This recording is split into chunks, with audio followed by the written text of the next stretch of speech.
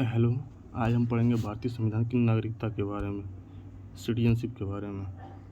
तो इसमें है भारतीय नागरिकता प्राप्त हेतु 5 प्रकार दिए गए हैं। पहला जन्म से, दूसरा वंश से, तीसरा पंजीकरण से, चौथा देशीकरण से, पाँचवां भूमि अर्जन के द्वारा नागरिकता प्राप्त की जा सकती है। भारतीय संविधान में किस प्रकार की नागरिकता प्रदान की गई है? इसमें है एकल नागरिकता। यूएसए ने दोहरी नागरिकता के सिद्धांत को अपनाया है। नागरिक संशोधन अधिनियम 2019 सीएए में कितने देशों के हिंदू, बौद्ध, सिख, जैन, पारसी एवं ईसाई नागरिकों के लिए भारत की नागरिकता प्राप्त करने का प्रावधान है? पाकिस्तान, बांग्ला एवं अफगानिस्तान से आए हुए हिंदू, बौद्ध, सिख, जैन एवं ईसाई पारसियों को नागरिकता दी जाएगी। भारतीय संविधान की नागरिकता किस आधार पर समाप्त हो सकती है? परित्याग, पर्यावसन एवं वंचना के आधार पर। भारत से बाहर कितने वर्षों तक रहने पर भारतीय नागरिकता समाप्त कर दी जाएगी? 7 वर्ष। प्रवासी भारतीय दिवस कितने समय पर मनाया जाता है? प्रतिवर्ष 2 वर्षों पर। अब नागरिकता से संबंधित प्रमुख अनुच्छेद देख लेते हैं। आर्टिकल 5 में क्या है? संविधान लागू होने के समय नागरिकता। आर्टिकल 6 पाकिस्तान से भारत आने वालों के लिए नागरिकता। 7 पाकिस्तान से भारत के लोगों की नागरिकता के बारे में अधिकार। आर्टिकल 8 भारतीय मूल के उन लोगों की नागरिकता जो भारत से बाहर रह रहे हैं। आर्टिकल 9 वे व्यक्ति जिसने स्वेच्छा से विदेशी नागरिकता धारण कर ली हो एवं भारतीय नागरिकता त्याग दी हो। आर्टिकल 10 नागरिकता संबंधित अधिकारों की निरंतरता। आर्टिकल 11 संसद द्वारा कानून बनाकर नागरिकता अधिकारों का नियमन।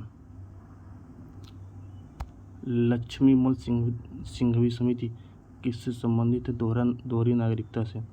किसी व्यक्ति द्वारा भारतीय बैंक में जमा करके भारत की नागरिकता नहीं प्राप्त की जा सकती है। भारतीय संविधान में एकल नागरिकता का प्रावधान किससे लिया गया है? ब्रिटेन से।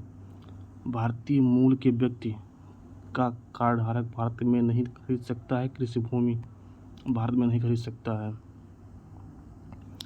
एनआरआई, पीआईओ एवं ओसीआई कार्ड धारक में तुलना।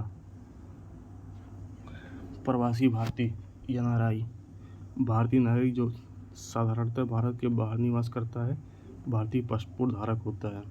ये भारत के नागरिक होते हैं। इन्हें सभी लाभ मिलता है जो भारतीयों को प्राप्त होता है। इन्हें वीज़ा लेने की कोई आवश्यकता नहीं है। ये मत दे सकते हैं भारत में आके। दूसरा है पीआईओ भारतीय मूल के व्यक्ति। यह स्वयं व्यक्ति एवं उसका पूर्वज भारतीय नागरिक रहा हो और वर्तमान में अन्य देश की नागरिकता प्राप्त है जिसका भारतीय पासपोर्ट है। इसमें भारत में कम से कम 7 वर्षों के लिए निरंतर निर्वास के आधार पर आवेदन कर सकता है नागरिकता के लिए। इसमें कोई लाभ नहीं प्राप्त होता है। इसमें वीज़ा लेना पड़ता है एवं इसे भारत में आके मत नहीं दे सकता है। इसमें विदेशी भारतीय नागरिक ओसीआई एक व्यक्ति जो विदेशी भारतीय नागरिक ओसीआई कार्ड धारक हो तथा नागरिकता अधिनियम 1955 के तहत पंजीकृत हो। इसमें भारत संविधान लागू होने या उसके बाद भारतीय नागरिकता तथा भूभाग पर निवासी जो स्वतंत्रता के बाद भारत का अंग बना। एक एफएसआरओ एवं एफआरओ वाले लाभ के साथ पंजीयन से छूट एवं भारत में कितनी भी अवधि तक ठहराव रह सकता है।